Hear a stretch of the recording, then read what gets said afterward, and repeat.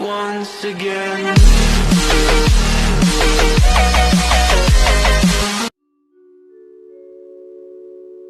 Hello friends, welcome back to my channel self learning. क्या आप सही में शिक्षित हैं?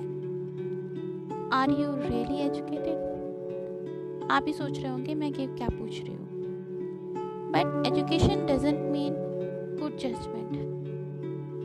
ऐसे नहीं, चलिए एक कहानी सुनाती हूँ। आज मैं जो कहानी सुना रही हूँ वो एक आदमी की है जो सड़क के किनारे समोसे बेचा करता था। वह अनपढ़ था, ज़्यादा सुनाई नहीं देता था और दिखाई भी नहीं देता था। तो ना तो वो टीवी देखता था, ना न्यूज़पेपर पढ़ता था और ना ही रेडियो सुनता था। तो दिन दुनिया में क्या चल रहा है उसे पता नहीं होता था, लेकिन समोसे बड़े कमाल के बेचता था।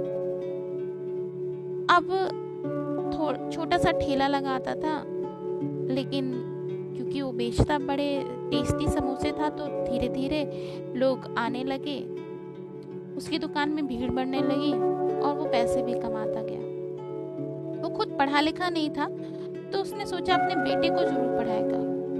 बेटे को बड़े से स्कूल में दाखिला करवाया, उसके बाद यूनिवर्सिटी में दाखिला करवाया। समय बीतता गया और बेटा भी बड़ा होता गया। यहाँ इसका जो छोटा सा ठेला था वो बड़ी सी दुकान में बदल गया। पढ़ लिख कर बेटा वापस आ गया। अब बेटा पढ़ा लिखा था, अच्छी बड़ी बड़ी किताबें पढ़ रखा था, तो इसने भी सोचा कि चलो अपने पिताजी की दुकान में, उनके बिजनेस में हाथ बटाए। तो वह अपने पिता के साथ काम करने लगा।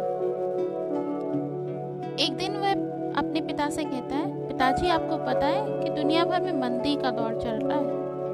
आप तो न्यूज़ देखते नहीं हो, टीवी भी नहीं सुनते हो और रेडियो भी नहीं सुनते हो, तो आपको कुछ पता नहीं है। दुनिया भर में मंदी चल रही है, रिसेशन का दौर है। हमारा देश भी इससे अछूता नहीं है, हमारे देश में भी काफ़ी मंदी आ रही है।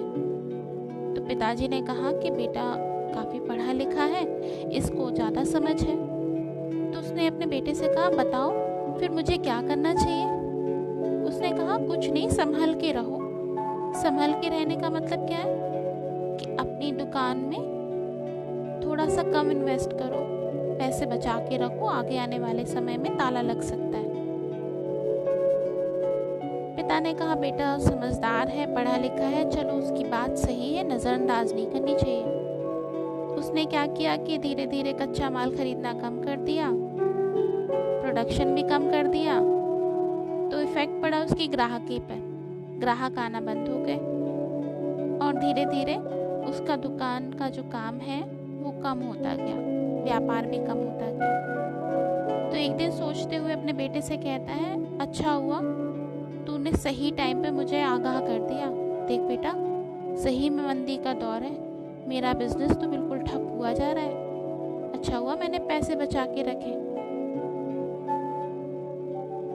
तो आप बताइए, क्या ये उसने सही किया?